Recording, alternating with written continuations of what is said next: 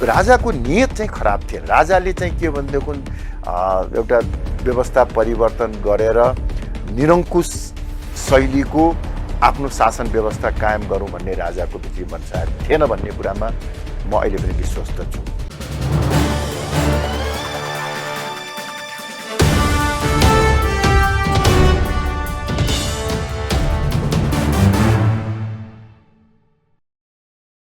नमस्कार, यो अन्तर्वार्ता अनि म अरुणदेव जोशी। देशको राजनीतिमा विभिन्न राजनीतिक धारहरू, राजनीतिक शक्तिहरू, राजनीतिक उतार चढावहरू आइरहन्छन्। कतिपय बेला मुख्य धाराका भनिएका राजनीतिक दलहरू असफल हुँदा अन्य राजनीतिक दलहरूले त्यसमा आफ्नो ठाउँ खोजिरहेका हुन्छन् र पछिल्लो समय यस्तै ठाउँ खोजिरहने क्रममा यो पछिल्लो निर्वाचनले, स्थानीय तहको निर्वाचनले स्वतन्त्र उम्मेदवारहरूलाई पनि प्रशस्त अवसर दिएको जस्तो देखिन्छ।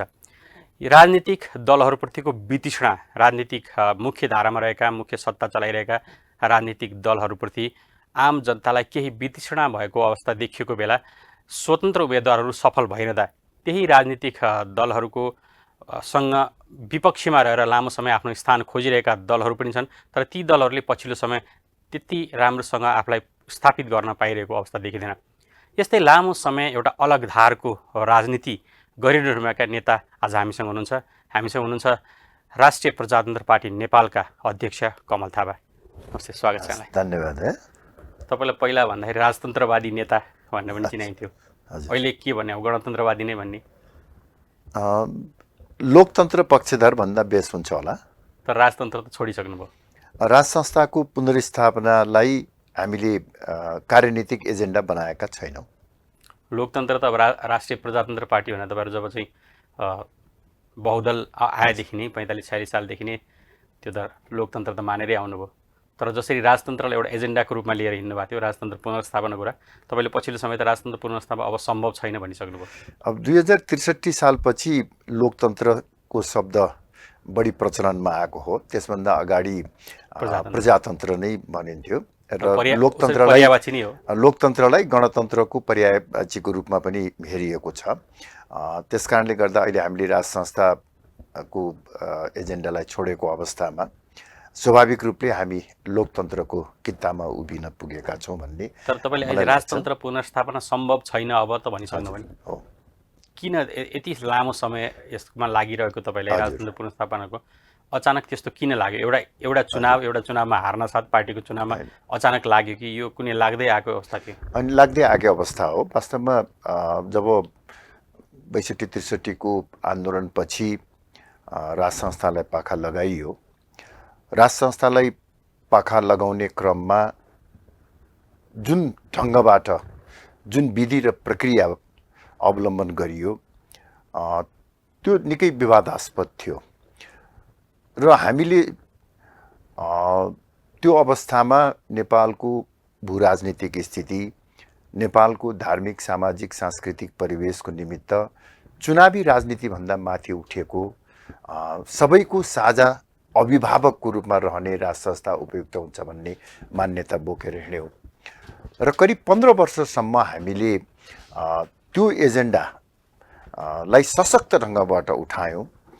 हामीले सङ्घर्ष पनि गऱ्यौँ, हाम्रो टाउको पनि फुट्यो, साङ्घातिक रूपमा आक्रमण पनि बिहोर्नु पर्यो।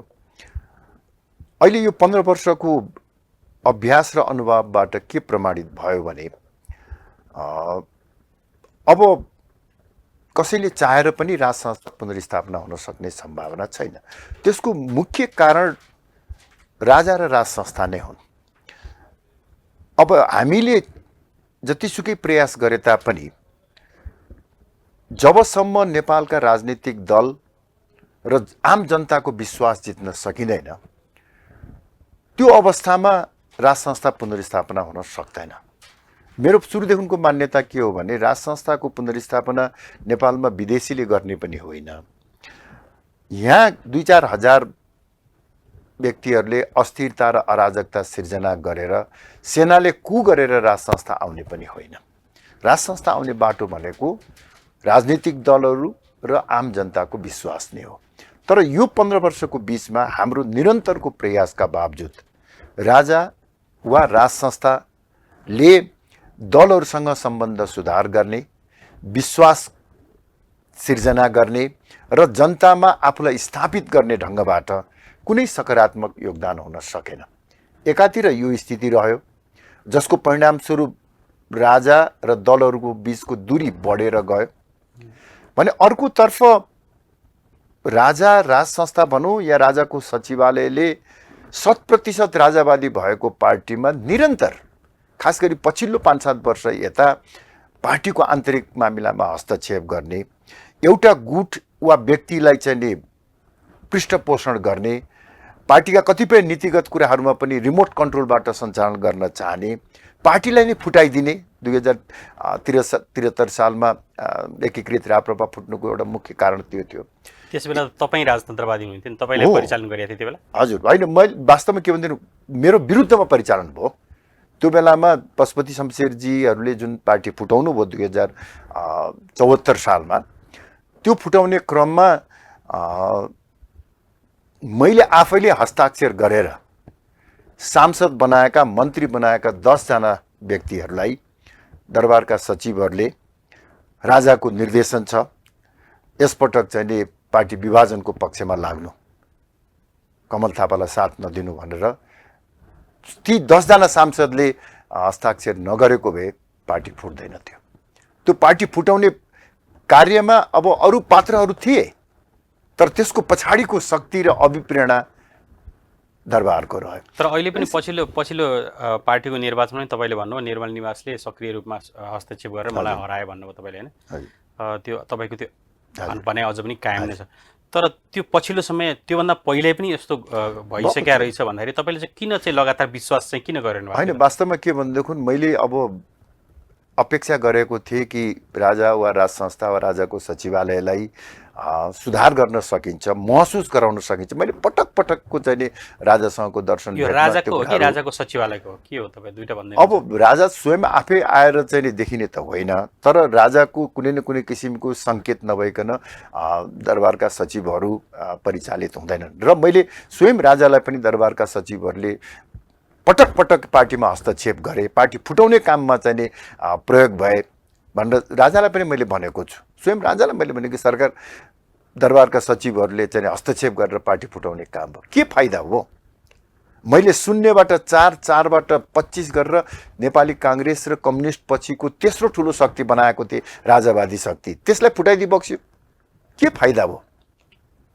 मैले अपेक्षा गरेँ कि अब सायद सुधार हुँदै जान्छ, तर त्यसपछि पनि अब यस्ता किसिमका क्रियाकलाप हुँदै गयो। त्यसैले एकातिर राज संस्था पुनर्स्थापनाको निमित्त राजनीतिक दलहरूसँग सम्बन्ध सुधार गर्ने वा जनतामा चाहिँ एउटा सकारात्मक परिस्थिति निर्माण गर्नेतर्फ कुनै योगदान नहुने, अर्कोतर्फ जहाँ 100% राजावादी, जो भए पनि राजावादी, त्यो स्थितिमा चाहिँ नि पार्टीमा हस्तक्षेप गर्नु चाहिँ नि उपयुक्त भएन। र मलाई लाग्यो कि जब चाहिँ नि महाधिवेशनमा म जस्तो व्यक्ति जसले राजाको विरुद्धमा सिङ्गो मुलुक भएको अवस्थामा सूर्यबहादुर थापा, पशुपति शमशेर, प्रकाश चन्द्र लोहनी, लोकेन्द्र बहादुर चन्द जस्ता राजाले पटक पटक प्रधानमन्त्री, मन्त्री बनाएका लगायत आम व्यक्तिहरू सबै चाहिँ नि गणतन्त्रको पक्ष लागेको बेलामा मैले टाउकोमा कफन बाँधेर राज संस्था नेपालमा चाहिन्छ भनेर हिँडेँ 15 वर्षसम्म।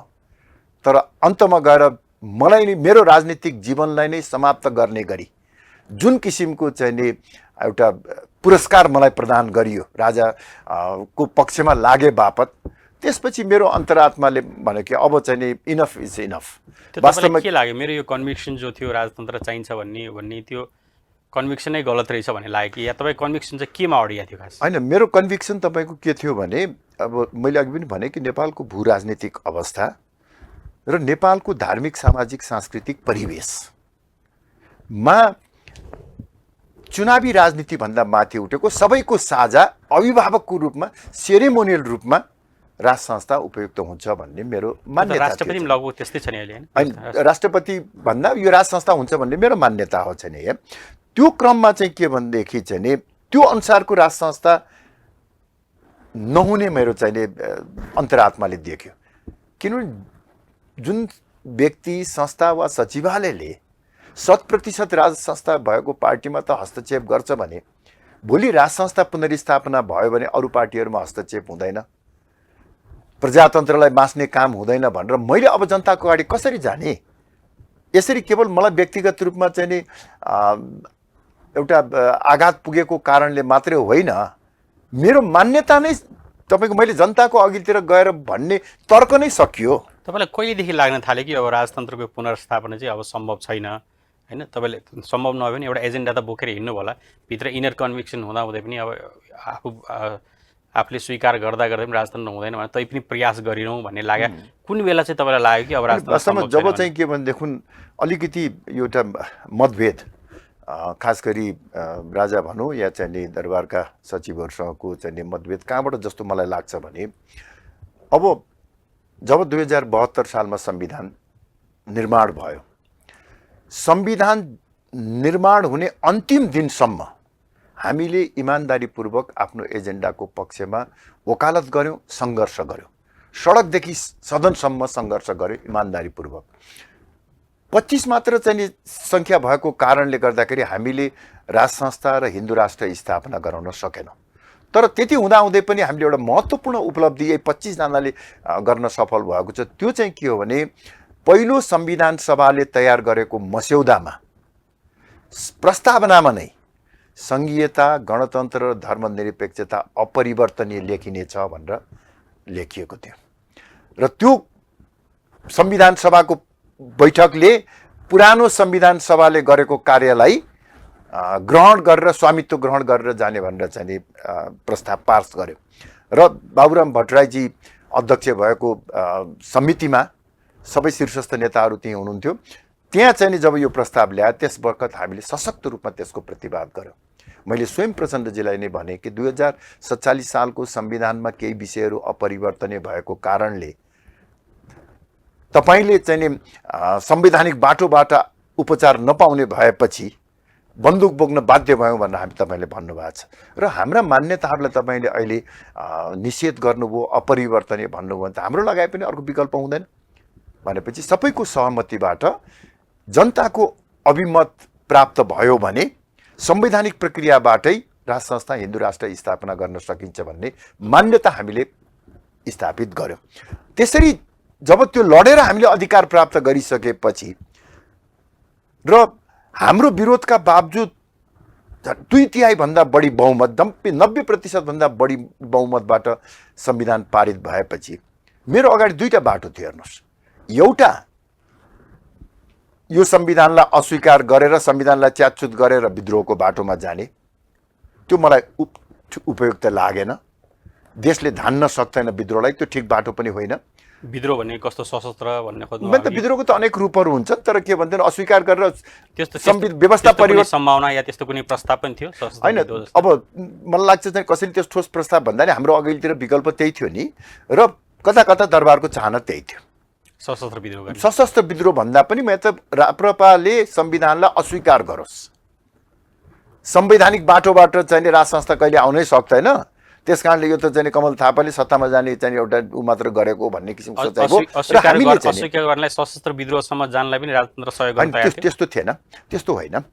यहाँ खालि के भनेदेखि चाहिँ सैद्धान्तिक रूपमा मात्रै अब सशस्त्र विद्रोहमा जाने अथवा यो के अरे अराजकता सिर्जना गर्ने भन्ने कुरामा राजा वा राज संस्थाको चाहना थियो भन्ने मलाई लाग्दैन। राजतन्त्र सेनालाई जोडिन्थ्यो नि, त्यो बेला जोडेर हेरिन्थ्यो होइन। त्यो त धेरै अगाडिको कुरा हो। तर यो पछिल्लो खण्डमा चाहिँ मैले अघि त्यही भन्दै थिएँ कि हाम्रो अगाडि दुईटा विकल्प थियो। एउटा विद्रोहको बाटो ठिक छैन भनेपछि हामीले संविधान र संवैधानिक व्यवस्थासँग सहकार्य गर्दै आफ्नो फरक मत कायम राख्ने र जनताको अभिमतबाट हामीले आफ्ना एजेन्डाहरू स्थापित गर्ने बाटो अवलम्बन गर्यौँ। यसमा चाहिँ नि दरबारलाई चित्त बुझेको थिएन। हेर्नुहोस्, राप्रपा नेपालले विद्रोहमै जाओस् भन्ने, राप्रपा नेपालले चाहिँ नि यो संविधानलाई स्वीकार गर्नु हुँदैन भन्ने थियो। अब मैले त्यो बाटो चाहिँ नि लिन चाहिनँ। त्यहाँदेखि यो चाहिँ नि अलिकति मलाई लाग्छ म प्रतिको चाहिँ उहाँहरूको भरोसा विश्वास, त्यो बेला दरबारलाई समर्थन गर्नेहरू चाहिँ राप्रपा नेपाल चाहिँ संसदबाट बाहिरियोस् या विद्रोहमा जाओस् भन्नेहरू पनि त्यो आवाज त थियो नभए होइन। त्यो आवाज चाहिँ कसरी कमजोर भयो त्यो बेला? होइन, वास्तवमा के भनेदेखि विद्रोहको बाटो उपयुक्त होइन भन्ने कुरा त 10 वर्षको माओवादी जनयुद्धबाटै प्रमाणित भयो नि। 17,000 मान्छे मराउने काम गरेर पनि आखिर उनीहरू शान्ति प्रक्रियामा आउनु पर्यो, संवैधानिक अथवा चाहिँ जनमतकै बाटोबाट आउनु पर्यो, संसदीय व्यवस्थामै आउनु पर्यो भने अब हामीले राज संस्था वा हिन्दू राष्ट्र चाहिन्छ भनेर संविधानलाई अस्वीकार गर्ने अनि त्यसपछि तपाईँको चाहिँ विद्रोहमा जाने, हिंसामा जाने भन्ने त त्यो त मैले त परिकल्पना पनि गर्न सक्दैन थिएँ। हेर्नुहोस्, त्यस कारणले मैले प्रजातान्त्रिक बाटो, संवैधानिक बाटो चाहिँ अवलम्बन गरेको, कतिपयलाई त्यो चित्त बुझेन। त्यस कारणले मेरो चरित्र हत्या गर्ने काम पनि ती बेलादेखि सुरु भयो। कमल थापाले गाई बेच्यो, तपाईँलाई लगातार आरोप पनि लाग्ने गरेको छ यसले चाहिँ राजतन्त्रलाई सत्ताको लागि प्रयोग गर्यो, राजतन्त्रको एजेन्डाले चाहिँ एउटा जनमत गरेर सत्तासम्म संसदसम्म गयो, संसदबाट सत्ताको बार्गेनिङ गर्यो र बेला बेलामा अब जसरी संविधानको विरोध गर्दा गर्दै पनि संहिताको विरोध गर्दा गर्दै पनि तपाईँ सङ्घीय मामलाको मन्त्री समेत बन्नुभयो। अनि ती कुराहरूले चाहिँ कन्ट्राडिक्ट गर्दैन? होइन, पटक्कै गर्दैन। पटक्कै किन गर्दैन भन्दा नि हेर्नुहोस्, यसलाई म चाहिँ अलिकति व्याख्या गर्न लाग्यो भने समय लाग्छ। भारतको उदाहरण हेर्नुहोस् न। भारतमा भारतीय जनता पार्टीले पार्टी स्थापना कालदेखि काश्मीरको सँग सम्बन्धित भारतीय संविधानको धारा 370 खारेज गर्नुपर्छ भन्ने उसले 60 वर्ष अगाडिदेखि चाहिँ आवाज उठाउँदै आएको थियो। त्यसै गरी उसले चाहिँ के भनेदेखि हिन्दुत्वलाई चाहिँ एउटा प्रमुख वैचारिक धारणाको रूपमा चाहिँ उ गरेर आएको थियो। सुरुको अवस्थामा सन् 1980 को दशकसम्म यहाँ राप्रपा नेपाल जस्तै भारतमा भारतीय जनता पार्टी अछुत जस्तो थियो। संसदमा जम्मा 2 सिट, संसदमा जम्मा 2 सिट मात्र थिए। सबैले हेला गर्थे, अपमान गर्थे, निषेध गर्थे। त्यो अवस्थामा भारतीय जनता पार्टीले एकातिर सङ्घर्ष पनि गर्दै अर्कोतर्फ आफ्नो सङ्गठनलाई बलियो बनाउनको निमित्त आफ्ना विपरीत मान्यता राख्नेहरूसँग पनि सहकार्य गर्दै, अघि म काश्मीरको उदाहरण दिँदै थिएँ नि, काश्मीरमा योभन्दा अगाडि अहिले चाहिँ अब यो सरकार, काश्मीरको सरकारभन्दा अगाडि भारतीय जनता पार्टी र त्यहाँको पीडीएफ को चाहिँ महबूबा मुफ्तीको चाहिँ पार्टी जो काश्मीरको 370 को पहिचान कायम राख्नुपर्छ भन्ने चाहिँ मान्यता राख्ने पार्टीसँग सहकार्य गरेर सँगै सरकार बनायो र जब आफू उनीहरू बलियो भए आफ्ना मान्यतालाई स्थापित गरे। अहिले मेरो पनि त्यही हो। मैले स्वयं राजालाई पनि पटक पटक भनेको छु, कतिपय पार्टीका साथीहरूलाई पनि भनेको छु, आम जनतालाई पनि भनेको छु, हेर्नुहोस्, मेरो नियतमाथि शङ्का नगर्नुहोस्, मेरो लक्ष्य र गन्तव्यमाथि शङ्का नगर्नुहोस्। तर त्यो गन्तव्यमा पुग्नको निमित्त एउटा ड्राइभरले आवश्यकता अनुसार कहिले डाइभर्सन, बाटो खराब छ भने डाइभर्सनबाट जानुपर्छ, कहिले ब्रेक स्पिड कुदाउनु पर्छ, कहिले स्पिड घटाउनु पर्छ। तर तपाईले कन्भिन्स गर्न सक्नु भएन। मैले कन्भिन्स गर्न अझ पनि सकेको छैन। त्यो गर्ने क्रममा पछिल्लो समय तपाईँ जसरी राप्रपाको अध्यक्षबाट हटेर पार्टी नयाँ नै खोलिसक्नुभयो, अहिले पनि भेट भएको छ राजसभा पूर्व होइन भएको छैन। म अहिलेको कुरा अलिकति टुङ्गिहाल्नु। त्यसकारण मैले चाहिँ निवेदन गर्न खोजेको के हो भने पार्टीलाई बलियो बनाउने क्रममा म जनताको अगाडि अब के अरे पार्टी बलियो बनाउनको निमित्त चुनाव जित्नुपर्छ। राजनीतिक पार्टीहरूको चाहिँ बलियो र कमजोरको मेजरमेन्ट अथवा नाप्ने आधार त जनमत अथवा चुनावमा कति सिट ल्यायो भन्ने नै हो। मैले चुनावमा भोट माग्न जाँदाखेरि जनताले विकास निर्माण माग्छ, रोजगारी माग्छ, जनताले चाहिँ आफ्ना चाहिँ दैनिक समस्याहरूको समाधान खोज्छ। अनि मैले चाहिँ आदर्शको कुरा गरेर अब जबसम्म नेपालमा राजा आउँदैन, जबसम्म हिन्दू राष्ट्र आउँदैन, तपाईँको म केही काम गर्न सक्दिनँ, भोट दिइदिनु नदिनुहोस् भनेर मैले भन्यो भनेदेखि त पार्टी ठुलो हुँदैन नि। मैले त जनतालाई चाहिँ भन्नु पर्यो, तपाईँको विकास पनि गर्छु, तपाईँको चाहिँ रोजगारीको समस्या पनि समाधान गर्छु, जनताका जनजीविकाका समस्याहरूलाई पनि समाधान गर्छु, मलाई साथ दिनुहोस् भन्दै पार्टीलाई बिस्तारै बिस्तारै बनाउँदै समस्याहरू समाधान भइसकेपछि त अनि तपाईँको त्यो एजेन्डा त कामै लाग्दैन। त्यो सिद्धान्त त आफ्नो ठाउँमा चल्दैछ नि। अहिले तपाईँको चाहिँ नेपाली काङ्ग्रेस भइसकेपछि मान्छेले त्यो त सोध्दैन, त्यो भइसकेर तपाईँले राजतन्त्र फिर्ता ल्याउँछु भन्न खोज्नु भयो, यो त छँदैछ, किन चाहिएको छ राजतन्त्र? त्यो होइन। हामीले त चाहिँ के भनेदेखि त्यो विकास निर्माणका कामहरू आफ्नो ठाउँमा छन् भने अर्को सैद्धान्तिक वैचारिक लक्ष्य त आफ्नो ठाउँमा छ नि।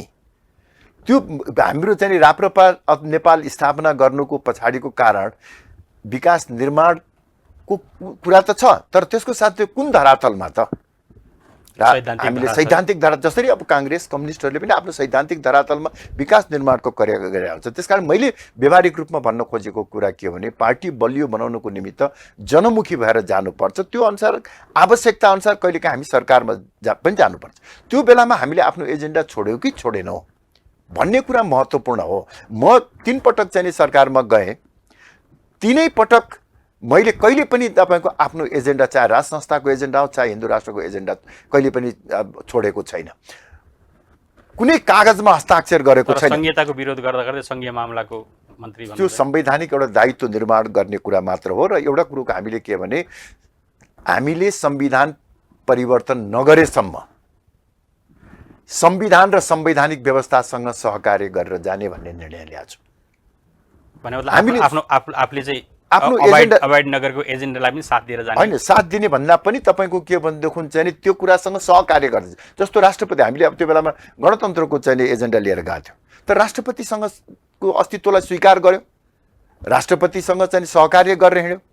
यसलाई बुझ्नको निमित्त के भने जसरी 47 सालको संविधानमा तत्कालीन नेकपा एमाले आफ्नो असहमति जनाउँदै मदन भण्डारीले 28 बुँदे एउटा आफ्नो असहमति राखेर आलोचनात्मक समर्थन गर्दै राज संस्थासँग सहकार्य गरेर गयो होइन। राजासँग चाहिँ सहकार्य गरेर दर्शन भेट गर्नुभयो, राजाको सम्मान गर्नुभयो। जब आफ्नो मौका आउनुभयो उहाँहरूले गणतन्त्रमा जानुभयो। तर यो कुरा चाहिँ पूर्व राजाले बुझ्नु भएन। मैले बुझाउन सकिनँ, राजनीतिक परिपक्वता रहन्छ भन्न लाग्यो। अब त्यो पनि म भन्न चाहन्न। हेर्नुहोस्, मलाई चाहिँ राजा वा राज संस्थाको बारेमा कुनै नकारात्मक टिप्पणी गर्नु छैन। जुन चाहिँ पछिल्लो समय उहाँले जसरी सत्ता आफ्नो हातमा लिनुभयो त्यो बेला पनि त राजनीतिक अपरिपक्वता जस्तो देखिएको थियो धेरै एनालाइसिस गरे। त्यसैले गर्दा चाहिँ यो राजतन्त्र जानुपर्ने अवस्थासम्म पुग्यो भन्ने कुरा पनि आयो। म त्यो पनि अहिले भन्न चाहन्न। म चाहिँ के भने केही समय अगाडिसम्म राज संस्थाको एजेन्डा बोकेको व्यक्तिले राजा बाध्यात्मक अवस्था पनि हुन्छ, गल्ती हुँदाहुँदै पनि बचाइदिनु पर्ने स्थिति हुन्छ नि कहिले। मलाई यतिमै सन्तुष्ट के छ भनेदेखि हेर्नुहोस्, मैले आफ्नो राजनीतिक जीवनको उत्तरार्धमा मलाई लाग्छ जनताको पक्षमा चाहिँ म उभिएको छु। अब यो ठिक बेठिक आफ्नो ठाउँमा छ। म चाहिँ नेपालमा एउटा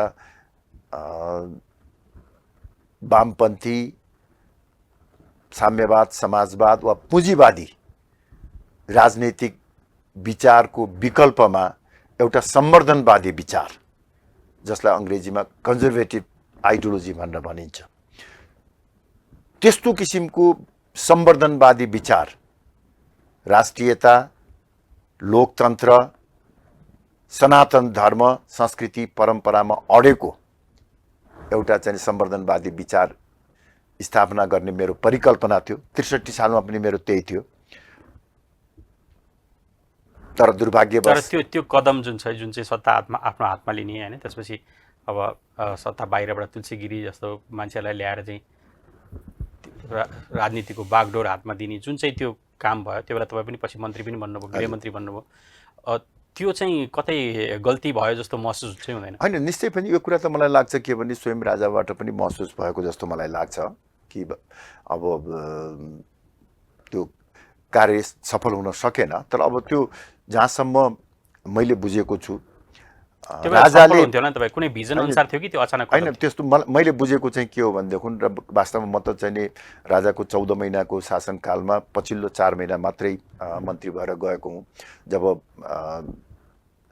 माओवादी र 7 राजनीतिक दलको बिचमा 12 बुँदे समझदारी भइसकेका थियो, परिस्थिति एकदम बिग्रिन लागेको बेलामा सम्हाल्न सकिन्छ कि राज संस्था पनि जोगाउने, प्रजातन्त्र पनि जोगाउने, बिचको बाटो निकाल्न सकिन्छ कि भन्ने प्रयास हो। त्यसको निमित्त हामीले प्रयास गर्यौँ। तर मलाई लाग्छ के भने समग्र रूपमा त्यो चाहिँ घटनाहरूलाई हेर्दाखेरि असल नियतले गरेका पनि सबै कामहरू सफल हुँदैनन्। हाम्रो घर परिवारमा पनि त कहिले हामीले असल नियतले काम गर्न खोज्छौँ, तर असलै थियो भन्ने हो तपाईको। राजाको नियत चाहिँ खराब थियो। राजाले चाहिँ के भनेदेखि एउटा व्यवस्था परिवर्तन गरेर निरङ्कुश शैलीको आफ्नो शासन व्यवस्था कायम गरौँ भन्ने राजाको भित्री मनसाय थिएन भन्ने कुरामा म अहिले पनि विश्वस्त छु। देश गृहयुद्धमा को सङ्घारमा पुगेको, पटक पटकको प्रयासका बावजुद राजनीतिक दलहरूले चुनाव गराउन नसकेको, प्रजातन्त्र डिरेल्ड भएको अवस्थामा एउटा अभिभावकको रूपमा मेरो पनि जिम्मेवारी हो भनेर राजाले 3 वर्षभित्रमा म जनताको नासो फेरि जनतालाई शान्ति प्रक्रिया पनि पुरा गरिदिन्छु, चुनाव पनि गरिदिन्छु र जनतालाई हस्तान्तरण गर्छु भनेर असल नियतले गरेको हो। तर त्यो असल नियत प्लान पनि थियो, त्यसको कुनै प्लान थियो कि त्यो चाहिँ अहिले लिइहालौँ त्यसपछि प्लान गर्दै गरौँला भन्ने? होइन, मलाई लाग्छ चाहिँ प्लान त चाहिँ राजाले पहिलो वर्षमा नै अब स्थानीय तहको चुनाव गराउने, त्यसपछि संसदको चुनाव गराउने, माओवादीसँग वार्ता गरेर समस्याको समाधान गर्ने, त्यो रोड म्याप त पुस्तक थियो। स्थानीय तहको चुनाव गर्दा पनि जनतालाई कन्फिडेन्समै लिएको थियो, जनता त भोटै हाल्न। कतिपय बुथ यस्ता रहे कि कहीँ भोटै पनि हालेन, कहीँ उम्मेदवारै एउटा भए, कहीँ उम्मेदवार नै पाइएन। अनि त्यही कारणले त चाहिँ सफल भएन भने वास्तवमा के भने उद्देश्य राम्रो भए तापनि, योजना पनि भए तापनि त्यसका बारेमा राजनीतिक दलहरु तपाईलाई लागेन त कहीँ राजतन्त्रमा विश्वास जनताको गुमिरहेको हैन? राजतन्त्र भन्दा पनि त्यो कदमप्रति जनताको चाहिँ नि एउटा चाहिँ नि विश्वास रहेन। वास्तवमा त्यो भन्दा पनि हामीले के भन्नुपर्छ भने अब यहाँ राजालाई मात्र दोष दिने छैन। अब स्वाभाविक रूपले राजाले कदम चालेको हुनाले यसका चाहिँ नि दोषी जसको प्रमुख जिम्मेवार त चाहिँ राजा नै हुने हो। तर राजालाई कसले सल्लाह दिए, कसले चाहिँ त्यहाँ उचाल्ने काम गरे, त्यसको बारेमा मलाई पनि राम्रो जानकारी छैन। त्यो बेला घटनाक्रम मलाई प्रष्ट जानकारी छैन। तर के भनेदेखि हुन्छ नि, त्यो कदम चालिसकेपछि पार्टीहरूलाई विश्वासमा लिन नसक्नु, अन्तर्राष्ट्रिय समुदायलाई विश्वासमा लिन नसक्नु, वा आम जनताकै विश्वास हासिल गर्न नसक्नु राजा र राजाका टिमको चाहिँ असफलता हो। त्यसमा मेरो पनि केही भूमिका रह्यो होला।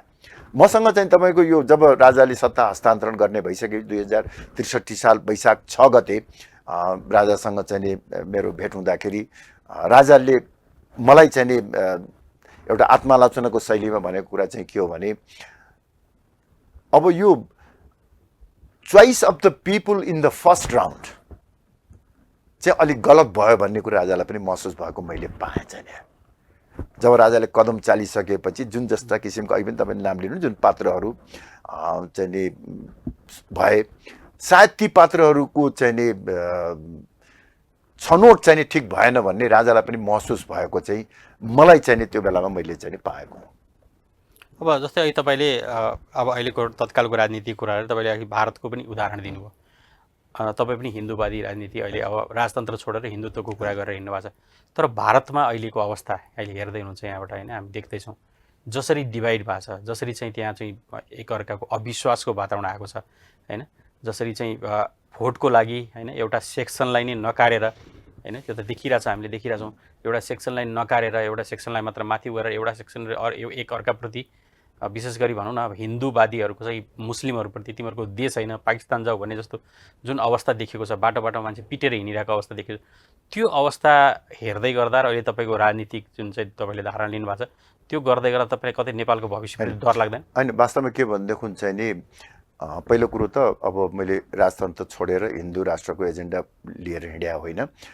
हामीले हिन्दू राष्ट्रको एजेन्डा हिजो पनि थियो, भोलि पनि हामीले त्यसलाई चाहिँ निरन्तर रूपमा कायम राखेका छौँ।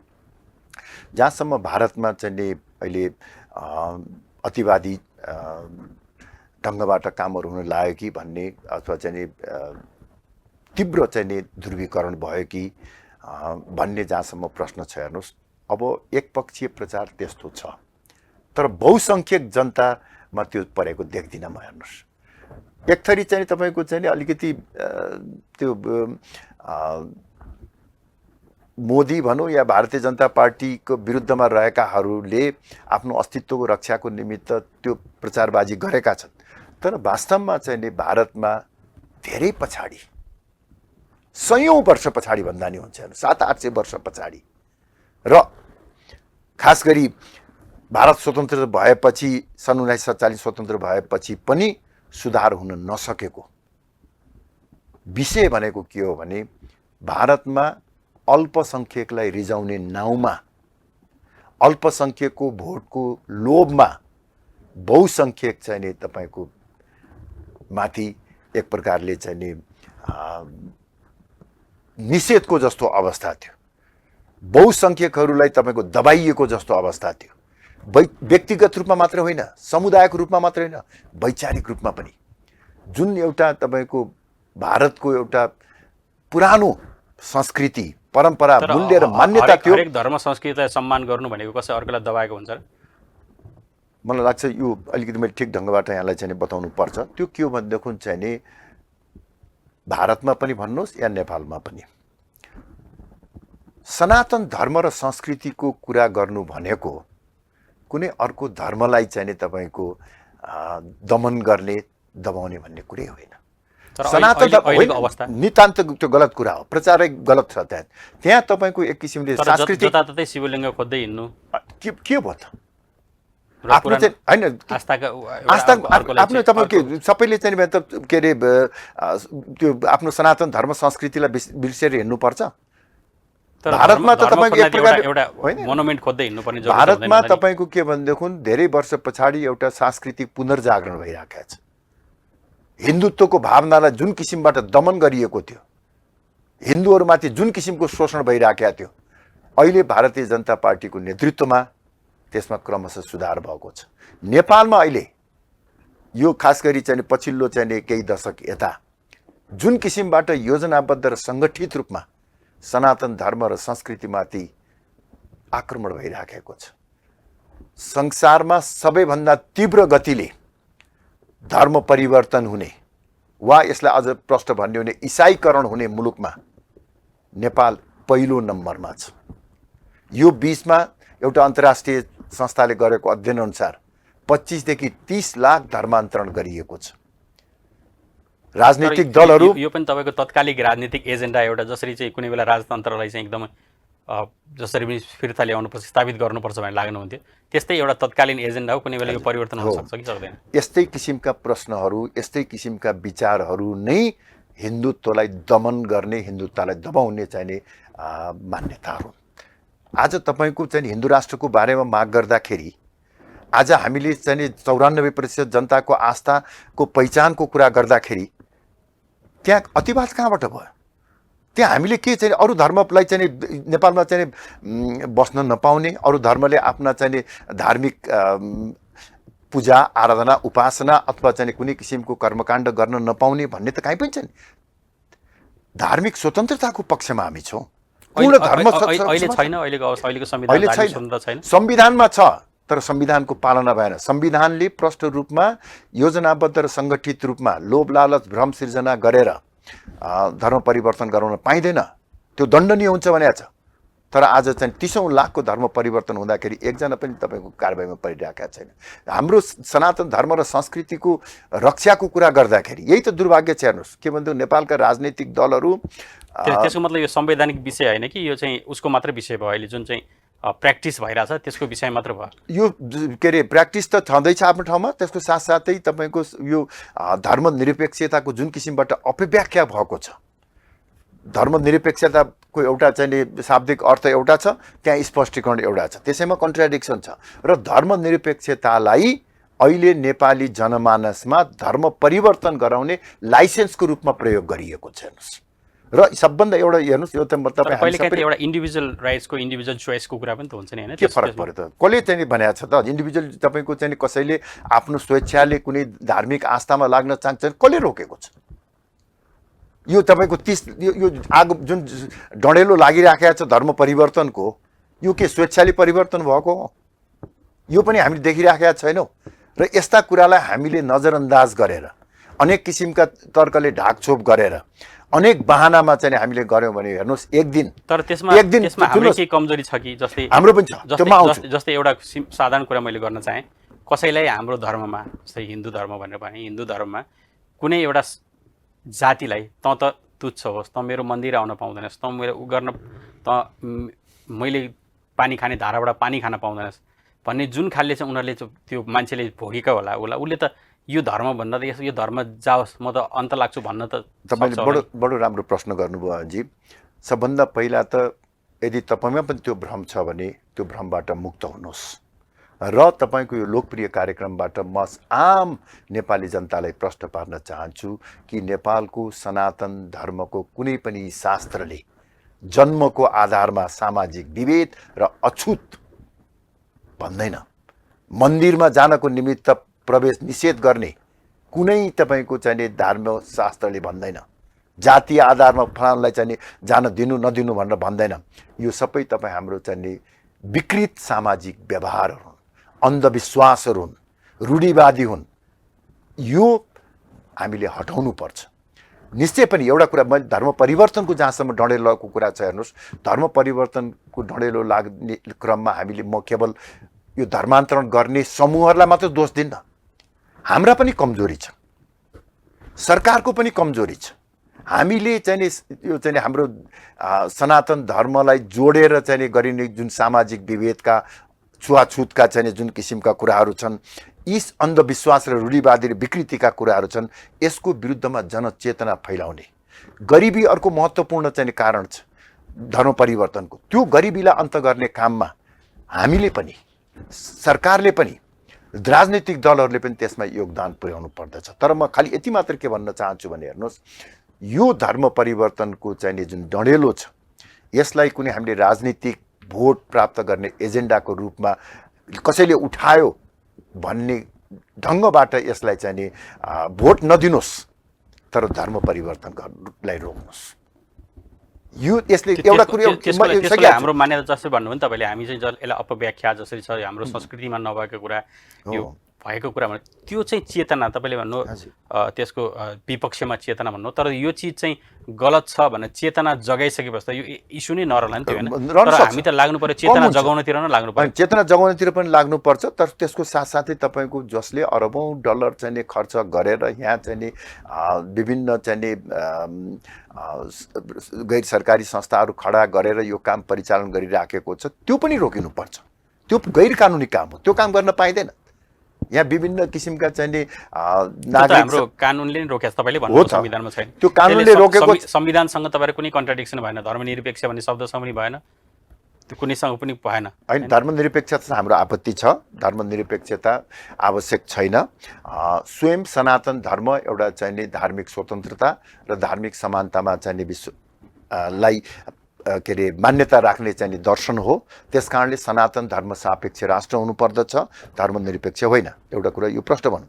दोस्रो कुरो तपाईँको के भनेदेखि यो चाहिँ नि स्वाभाविक निश्चय पनि धार्मिक संस्थाहरू, सनातन धर्मका चाहिँ नि धार्मिक व्यक्तित्वहरूले जनचेतना फैलाउने काम पनि गर्नुपर्छ। सरकारले आफ्नो दायित्वअनुसार कानुनको पनि पालना गर्नुपर्छ। यदि यो हामीले रोकेनौँ भने, हेर्नुहोस्, यो सनातन धर्मको कुरा वा हामीले हिन्दू राष्ट्रको कुरा गरेको केवल पूजा आराधना उपासनाको कुरा मात्र होइन। यो मान्छेले कतिपयले बुझेको छैनन् के भनेदेखि धर्म भनेको चाहिँ नि मन्दिरमा जाने, पूजा आराधना गर्ने र जन्मदेखि मृत्युसम्मको संस्कार वा कर्मकाण्ड गर्ने मात्रै धर्म भन्ने परेको छ। त्यो होइन। धर्म जीवन दर्शन हो, जीवन जिउने कला हो। हाम्रो परिवार, व्यक्ति, समाज, राष्ट्र सदियौँदेखि कुन धरातलमा चलिरहेको छ? अमेरिकी समाज, युरोपियन समाज क्रिस्चियन भ्यालुजमा आधारित छ, त्यसमा उनीहरू गर्व गर्छन्। हाम्रो समाज सनातन धर्ममा चाहिँ आधारित हो, तर त्यसप्रति हामी चाहिँ नि गर्व गर्दैनौँ। राजनीतिक दलहरूलाई भोटको राजनीतिले चाहिँ सताएको छ।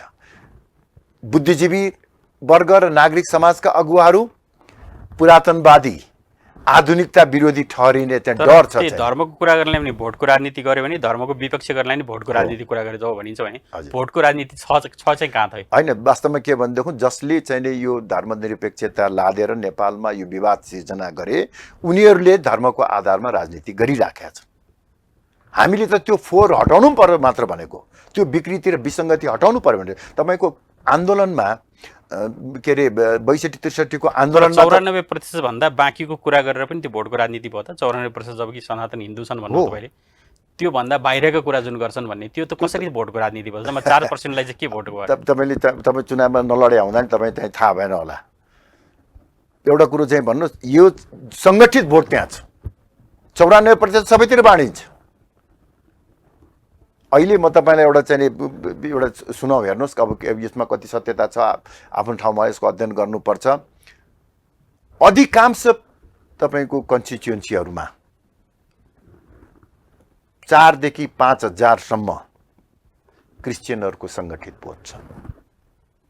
त्यो सबै पार्टीमा छन्, तर भोट हाल्ने बेलामा कसलाई जिताउने र कसलाई हराउने भोलि तिनीहरू निर्णय गर्छन्। सङ्ख्या धेरै चाहिँदैन। यति डरलाग्दो, हेर्नुहोस् अहिले यो चुनावसम्म कमल थापा बोलिराखेको छ भन्ने चाहिँ एउटा चाहिँ तपाईँ यदि चाहिँ सनातन धर्म संस्कृतिमा चाहिँ आस्था र विश्वास राख्ने व्यक्तिले चाहिँ भन्नुलाई भोलि अब तपाईँको के भनेदेखि को संसदमा हिन्दू राष्ट्रको पक्षमा वकालत गर्ने एउटा पनि व्यक्ति पुगेन भने मलाई लाग्छ अर्को पटक चुनावमा यो एजेन्डा कसैले पनि बोक्दैन। हेर्नुहोस् यति तपाईँको चाहिँ के भन्दैन अहिले चाहिँ हाम्रो अब यो फेरि एउटा कुरो चाहिँ के मैले बुझ्न नसकेको कुरा एकैछिन म तपाईँलाई भन्छु त्यो पनि त्यसमा गर्ला। एउटा कुरो चाहिँ के भन्दैन हिन्दू राष्ट्रको भनेको अथवा धर्मको कुरा जुन हामीले गरिराखेका छौँ यो केवल पूजा आराधनाको होइन, यो हाम्रो आइडेन्टिटीसँग सम्बन्धित छ। तपाईँको अरुणजी तपाईँको आइडेन्टिटीको सोसल र चाहिँ रिलिजियस बेस के हो? तपाईँ धर्म नमान्नु होला, तपाईँ भगवान नमान्नु। हाम्रो चाहिँ सनातन धर्मले त्यो पनि अधिकार दिन्छ तपाईँलाई। सनातन धर्म यति लिबरल धर्म छ जसले मन्दिर कहिले जानु पर्दैन, कुनै तपाईँको चाहिँ कृत्य गर्नु पर्दैन। म भगवान मान्दिनँ भन्न पनि पाइन्छ सनातन धर्ममा, सनातन मूल्य र मान्यतामा, दर्शनमा। मैले त यो तर हाम्रो पहिचानको आधार संसारमा आज नेपाली भनेर चिनिने आधार त्यही हो। अर्को हाम्रो तपाईँको के भनेदेखि समयक्रममा बन्दै जाने कुरा न हो, सदियौँदेखि जुन बन्दै आएको छ। अहिले तपाईँको शून्यमा बन्छ या त तपाईँको चाहिँ क्रिस्चियन भ्यालुजमा बन्छ, या तपाईँको चाहिँ तपाईँको इस्लामिक भ्यालुजमा बन्छ, या तपाईँको सनातन धर्ममा संस्कृतिको भ्यालुजमा बन्छ। चोइस तपाईँको। आज समस्या त्यही छ नेपालमा तपाईँको के भनेदेखि चाहिँ नि दुईवटा प्रमुख चाहिँ कारणहरू छन्। यो सबैको चाहिँ अहिले यो धर्म परिवर्तनको पछाडिको कारण नेपालका चाहिँ अतिवादी वामपन्थीहरू, कम्युनिस्टहरू जो आफू चाहिँ धर्म पनि मान्दैनन्, भगवानको अस्तित्वलाई स्वीकार गर्दैनन्, उनीहरू धर्मलाई अफिम ठान्छन्। त्यो समूह र त्यो त पुरानो कुरा भयो, यसलाई सम्झिनुहोस्। र त्यसपछि अर्को तपाईँको के भनेदेखि चाहिँ नि पश्चिमा मुलुकहरू जो आफ्नो संविधानमा लुथरन चर्च राष्ट्रिय धर्म हुन्छ भनेर लेख्छ, जसले चाहिँ लुथरन धर्म वा चाहिँ प्रोटेस्टेन्ट धर्मलाई चाहिँ आफ्नो राष्ट्रिय धर्म हुन्छ भनेर संविधानमा लेख्छ, ती मुलुकका चाहिँ का चर्चहरूबाट करोडौँ रुपियाँ चाहिँ खर्च गरेर नेपालका कम्युनिस्टहरूसँग साँठगाँठ गरेर धर्म परिवर्तन गराउने काम गर्छन्। र यिनीहरूले तपाईँको केवल धर्म परिवर्तन मात्र होइन, सबभन्दा मैले त एउटा चाहिँ भन्ने गरेको छु यो शब्द बौद्धिक आतंक सिर्जना गरेका छन्। त्यो बौद्धिक आतंक सिर्जना गर्नको निमित्त यहाँका बुद्धिजीवीहरू, नागरिक समाजका अगुवाहरू, आम सञ्चार माध्यमहरूलाई पनि कुनै न कुनै रूपमा जानेर नजानेर प्रयोग गरिराखेका छन्। र जसले तपाईँको चाहिँ के भन्छ यो हिन्दू राष्ट्रको पक्षमा आवाज उठाउँछ त्यसलाई प्रतिगामी, त्यो चाहिँ आधुनिकता विरोधी, त्यो धार्मिक स्वतन्त्रताको विरोधी भनेर चरित्र चाहिँ के अरे प्रचार गरेर आम जनमानसमा पनि त्यो चाहिँ तपाईँको चाहिँ पारिदिन लागिराखेका छ। अब जहाँसम्म के भनेदेखि चाहिँ अर्को चाहिँ मेरो संलग्न भएको चाहिँ विगतको चाहिँ पार्टी अथवा राष्ट्रिय प्रजातन्त्र पार्टीले पनि हिन्दू राष्ट्रको लिएको छ भने मलाई ठिकै लाग्छ। त्यसमा मलाई आपत्ति हुनुपर्ने केही कारण छैन। तर अब त्यसमा कति इमान्दारी तर तपाईँ जसरी छुट्टिएर जानुभयो गर्नुभयो, अहिले जसरी एजेन्डा लिएर हिँड्दै हुन्छ चाहेन, तर तपाईँ अहिले स्थानीय चुनाव हेर्दा त कतै पनि कुनै पनि स्वीकार्यता देखिएन तपाईँको एजेन्डामा।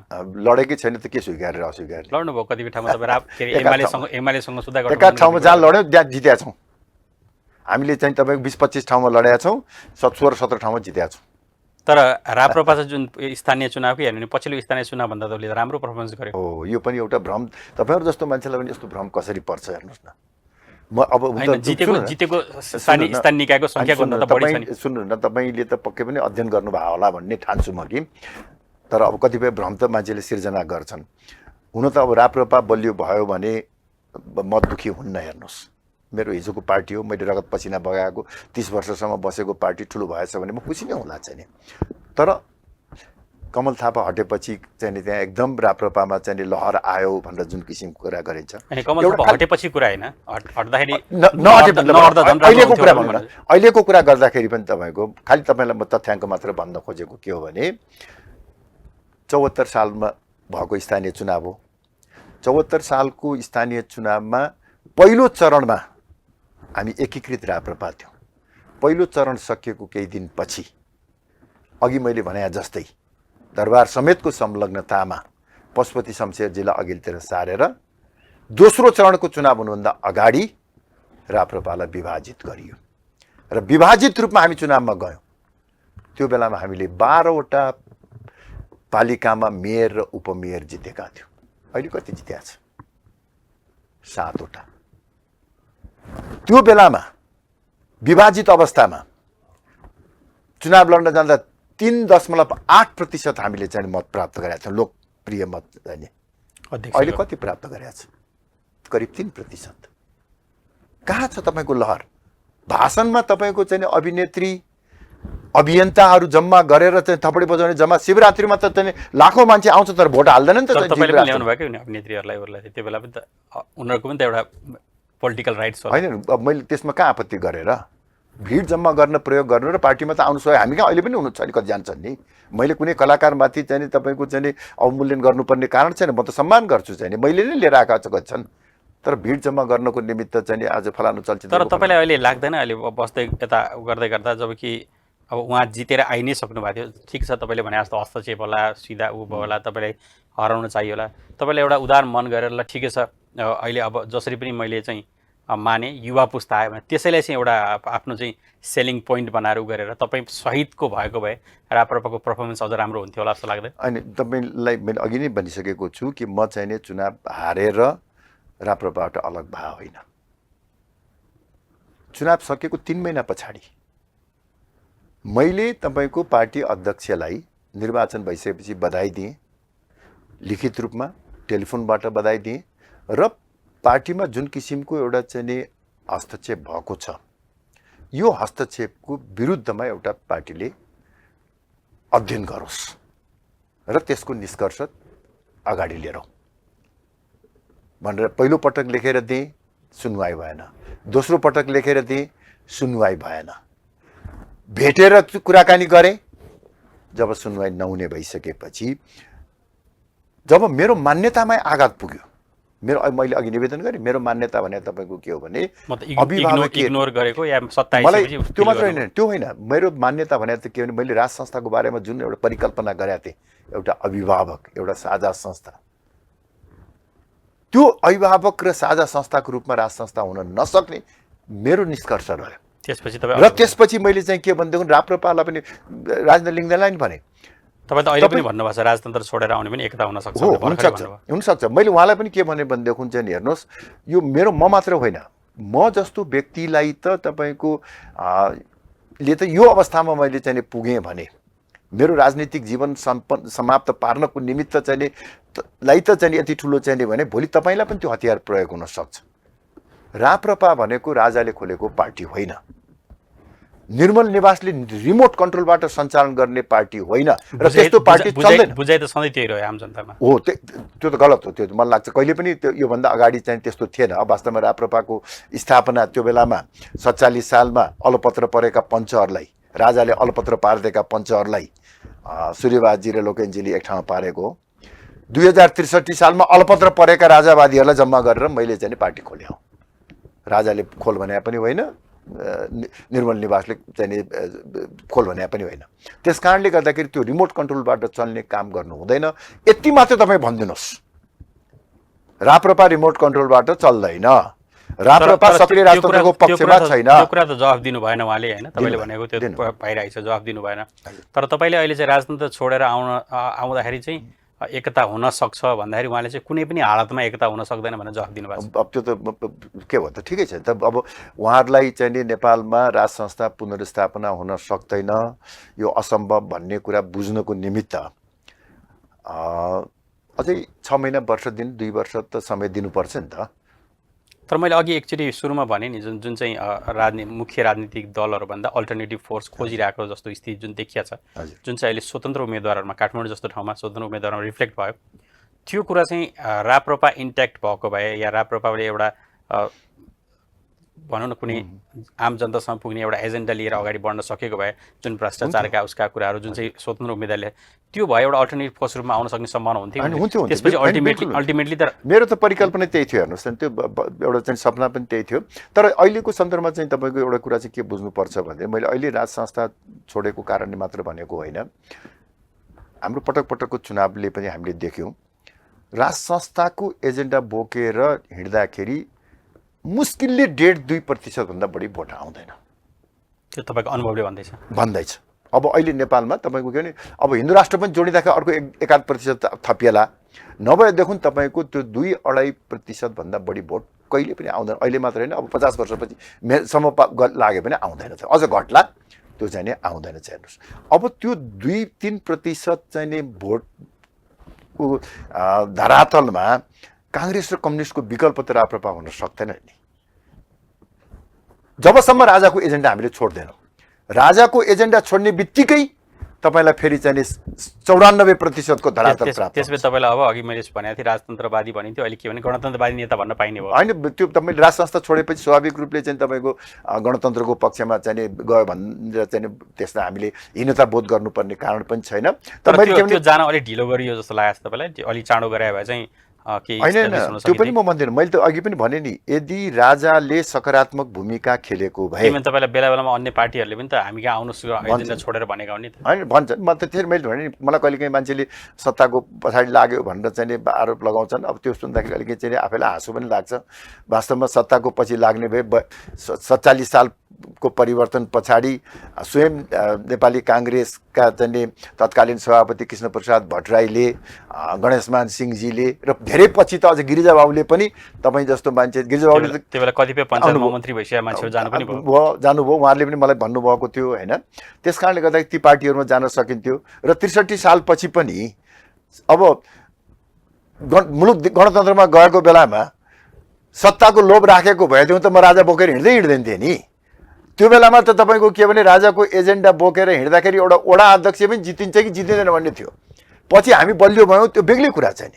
तर जति बेला हामीले पार्टी स्थापना गऱ्यौँ त्यो बेलामा सत्ताको चाहिँ आशा गरेर स्थापना गरे होइन। अहिले पनि तपाईँको मैले जुन नयाँ पार्टी खोलेर हिँडेको छु हेर्नुहोस्, अहिले हामी चाहिँ के भनेदेखि अब सत्ताकै लोभ गर्ने हो भनेदेखि त ठुलो पार्टीतिर जाँदा हुन्छ। तपाईँलाई सधैँ चाहिँ त्यो सानो जिरोबाट सुरु गर्दा गर्दै शून्यबाट सुरु गर्दा गर्दै कहिले चाहिँ म इस्टाब्लिस हुँला, कहिले चाहिँ मेरो एजेन्डा इस्टाब्लिस हुन लाग्दैन। अब चाहिँ मलाई के लाग्छ भने अझै हेर्नुहोस्, वास्तवमा चाहिँ अब म पनि राजनीतिक जीवनको उत्तरार्धतिर पुगिसकेँ। मैले विगतमा मबाट पनि गल्तीहरू भएका छन् हेर्नुहोस्। अब गल्ती गरेर फेरि सच्याउने अर्को चाहिँ अवसर मैले पाउँदिनँ। त्यस कारणले गर्दा अहिले मैले जे गरेको छु त्यसमा मलाई आत्मसन्तुष्टि छ।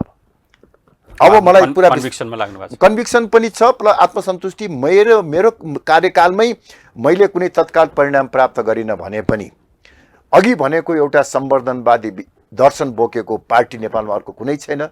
कमसेकम चाहिँ कमल थापाले यो पार्टी चाहिँ खडा गरेर गयो है भनेर भोलिका नयाँ पिँढीले चाहिँ त्यो विचार बोकेर जान सक्ने स्थिति आउँछ। किनभने अन्ततोगत्व हेर्नुहोस्, संसारभरि देखिया छ नि, साम्यवाद, समाजवाद र पुँजीवादको विकल्पमा सम्वर्धनवादी शक्तिहरूको उदय भइरहेका छ। कन्जर्भेटिभ फोर्सेसहरू चाहे तपाईँको बेलायतमा भन्नुहोस्, गइरहेका छन्, आउने जाने क्रम चलिरहन्छ। तर त्यो अब एउटा अहिले जल्दो बल्दो एजेन्डा, जल्दो बल्दो विषय छ। तपाईँ अब एमसिसीको चाहिँ तपाईँले समर्थनै गर्नुभयो एक हिसाबले भन्यो भने, अलि यो जुन चाहिँ शङ्का गरेको छ त्यो विषय क्लियर गरेर चाहिँ समर्थन गर्नुपर्छ भन्ने हो।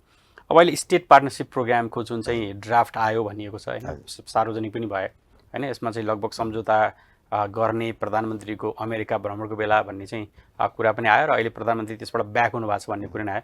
यो चाहिँ के हो, यो एमसिसीकै ग्राउन्डमा आएको हो? एमसिसी भनेको देख्यो आउनु हुँदैन भन्थ्यो हामीले, भन्छन् मान्छेले, त्यो हो कि या यो चाहिँ यसको बारेमा तपाईँ के छ? एमसिसी नितान्त त्यो आर्थिक अनुदान थियो, विकास आयोजनाको निमित्त आर्थिक अनुदान थियो। यद्यपि त्यसका केही क्लजहरू अलि अस्पष्ट थिए, त्यो कुरालाई निराकरण गर्नु पर्थ्यो। अब त्यो च्याप्टर क्लोज भएको छ। तर अहिले जुन चाहिँ नि यो स्टेट पार्टनरसिप प्रोग्राम आएको छ, यसमा केही सामरिक पक्षहरू छन्, केही सुरक्षासँग पुरै नै सामरिक पक्ष देखिन्छ यसमा। पुरै त नभनौँ, तर चाहिँ के भन्छ, इन्डो पेसिफिकको जुन एमसिसी हो भन्थ्यो, यो त इन्डो पेसिफिककै एउटा प्लान भन्ने पुरै देखिन्छ। त्यो इन्डो पेसिफिक त तपाईँको एउटा हामीले के बुझ्नुपर्छ भनेदेखि चाहिँ नि, यो मान्छेलाई एउटा चाहिँ भ्रम के परिरहेको छ नि, इन्डो पेसिफिक भनेर कुनै एउटा अमेरिकाले कुनै एउटा चाहिँ नि सङ्गठन वा एउटा कुनै चाहिँ नि सन्धि बनाएको छैन के। यो त हरेक मुलुकले आफ्नो चाहिँ नि स्वार्थलाई परिपूर्ति गर्नको निमित्त रिजनल चाहिँ तपाईँको यसलाई सैन्य रणनीतिको पार्ट भनौँ, सैन्य रणनीति त्यसमा निश्चय पनि छ। तर मूल रूपमा चाहिँ तपाईँको के भनेदेखि जस्तो नेपालले पनि हाम्रो परराष्ट्र मन्त्रालय, म त परराष्ट्र मन्त्री बसेको हुँदा अनुभव छ, परराष्ट्र मन्त्रालयले पनि विभिन्न चाहिँ संसारका मुलुकहरूलाई विभिन्न समूहमा बाँडेको छ। दक्षिणी पूर्वी एसिया, दक्षिण एसिया, पूर्वी युरोप, पश्चिम युरोप, अफ्रिका, अमेरिका, दक्षिण अमेरिका, यसरी विभिन्न चाहिँ नि समूहहरूमा बाँडेर त्यहाँ हामी आफ्नो सम्बन्धलाई अगाडि बढाउने प्रयास गर्छौँ। त्यसै गरी अमेरिकाले पनि तपाईँको केही रिजनल चाहिँ नि एप्रोचहरू राखेको छ। उसको केही रिजनल सेक्युरिटी ट्रिटीहरू छन् अथवा अर्गनाइज जस्तो नाटो, पहिला सेन्टो जस्ता चाहिँ त्यो चाहिँ त विशुद्ध तपाईँको त्यो चाहिँ के भने सुरक्षा र सैनिक सङ्गठनहरू हुन्। तर इन्डो पेसिफिक त्यो होइन। अब जहाँसम्म त्यही भने स्टेट पार्टनरसिप चाहिँ जुनसँग प्रोग्राम छ, यो अब कतिपय नेपालले पहिले नै गर्दै आइरहेको जस्तो विपद व्यवस्थापनको कुरा भयो, जोइन्ट मिलिट्री एक्सर्साइजका कुराहरू पनि यसमा छन्। तर त्यसको साथसाथै केही अलिकति अमूर्त भाषामा सैनिक उपस्थिति, सैनिक गतिविधि पनि हुन सक्ने किसिमका कम्पोनेन्टहरू यसमा देखिएको छ, अलिकति अमूर्त छ। त्यसकारण मेरो त यसमा प्रष्ट धारणा छ, जुन कुरो मैले चाहिँ सार्वजनिक रूपमा भनि पनि सकेको छु, नेपालको भू राजनैतिक संवेदनशीलतालाई दृष्टिगत गर्दै यो स्टेट पार्टनरसिप प्रोग्राम गर्नुमा अघि बढ्नु हुँदैन। मैले प्रधानमन्त्री आउटराइट यो कुनै पनि हालतमा हामीले यसलाई चाहिँ अघि बढाउनु हुँदैन भनेर मैले प्रधानमन्त्रीजी, परराष्ट्र मन्त्रालयलाई पनि ध्यान आकर्षण गर्ने गरी सार्वजनिक रूपमा आफ्नो चाहिँ धारणा पनि अभिव्यक्त गरिसकेको छु। र तपाईँको यो लोकप्रिय कार्यक्रमबाट पनि म भन्न चाहन्छु कि नेपालको भू राजनीतिक संवेदनशीलतालाई दृष्टिगत गर्दै हामीले यसमा गर्नु हुँदैन। र कुनै पनि मुलुकले फेरि एउटा कुरो चाहिँ हामीले चाहिँ खास गरी नेपालको परराष्ट्र नीति सञ्चालनमा रहेका व्यक्तिहरूले बुझ्नुपर्ने कुरा के हो भने छिमेकीहरूलाई चिडाएर हामीले आफ्नो राष्ट्रिय स्वार्थ पुरा गर्न सक्दैनौँ। अहिले केही वर्ष यता सरकारहरूको एउटा अकर्मण्यता वा गलत नीतिको कारणले गर्दाखेरि दुवै छिमेकी राष्ट्रहरू भारत र चीन नेपालसँग सन्तुष्ट छैनन्। चीनले नेपाललाई आशंकाको दृष्टिकोणले हेरिराखेका छ, भारत पनि कतिपय विषयहरूमा सन्तुष्ट छैन। त्यसकारण जब यसरी छिमेकीहरूलाई चिडाएर नेपालले आफ्नो सुरक्षा, आर्थिक हित सम्वर्धन गर्न सक्दैन। यो पनि छिमेकी चिडिने अवस्था, त्यसैले आउटराइट गर्नुपर्छ। यसले चाहिँ अनावश्यक रूपमा चाहिँ यो चीनलाई चिडाउने काम गर्नु हुँदैन। हुन्छ, हस्, समय दिनुभयो त्यसको लागि धेरै धेरै धन्यवाद। हस्, धन्यवाद। आज हामीले कुरा गऱ्यौँ राष्ट्रिय प्रजातन्त्र पार्टी नेपालका अध्यक्ष कमल थापासँग।